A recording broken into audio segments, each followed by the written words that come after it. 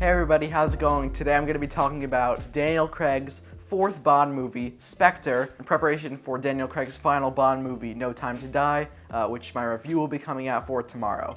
Spectre was released in 2015. It's directed by Sam Mendes, and it stars Daniel Craig, Lea Seydoux, apologies if I butchered that pronunciation, and Christoph Waltz, as well as the additional cast being filled out by Ralph Fiennes, Andrew Scott, and Naomi Harris.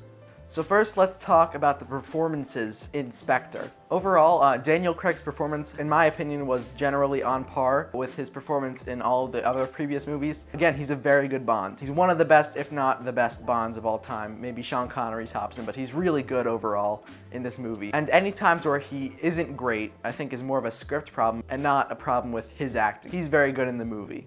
Lea Seydoux, again, I don't know the full pronunciation, is also very good in this movie. And I would definitely say she's probably the best Bond girl since Vesper in Casino Royale.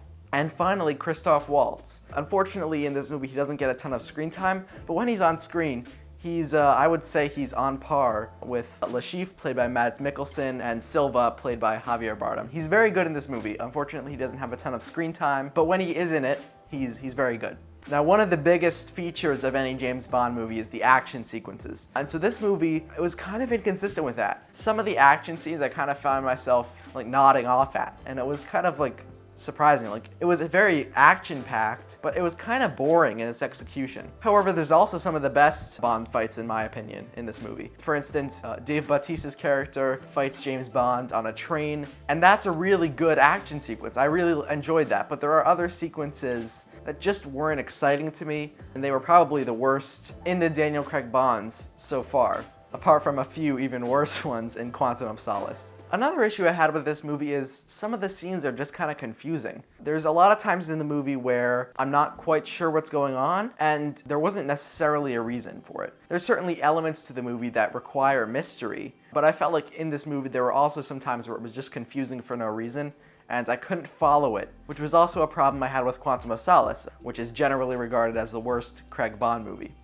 By the way, let me know if you want me to review that in the comments down below. So now, let's get into the writing of this movie, because this is where one of my biggest problems with the movie is. First of all, C, who's played by Andrew Scott, he tends to be a very cliche, you've seen him a million times, kind of character in this movie. He's sort of a new age kind of guy. You kind of know exactly where he's going. Luckily, he doesn't have that much screen time, but just the writing of his character is just very cliche, and you've seen it a million times. Just in general, the script isn't great. There are some lines that just aren't good. There are some lines in this movie that just don't flow, and if you watch the movie, you'll see what I mean. There's definitely some moments where the character says, "As you know," and then proceeds to say something they already know. And there's no reason for them to say, "as you know," it's things like that that make this script not work for me. I found Quantum of Solace very confusing at times, and it wasn't great, but this movie I found the dialogue was the clunkiest out of all four of the Craig Bond movies that I've seen so far. Now let's get into the third act, because this is where my probably biggest problem with the movie is. It's that in my opinion, the most climactic part of the movie happens at the end of Act 2. Act 3 is just very anticlimactic. I mean, there are some action set pieces that go on in it, but it feels like the worst of it has already happened, and we're just kind of filling out the rest of the runtime, which wasn't really necessary. This is a 2-hour and 30-minute movie. I felt like they could have easily taken off 15 minutes, made it a much leaner and meaner movie, and I think it would have been a lot better. The third act just feels like we're wasting our time. It feels like we've already seen the best of what the movie has to offer, and now they're just trying to find a way to end it. Overall, this movie is better than Quantum of Solace. It was still very entertaining. Apart from a few action sequences, I was still very engaged with it. It was still a very fun blockbuster, and overall, I still found that it was a good, enjoyable, fun movie. I'm going to give James Bond Spectre a +2.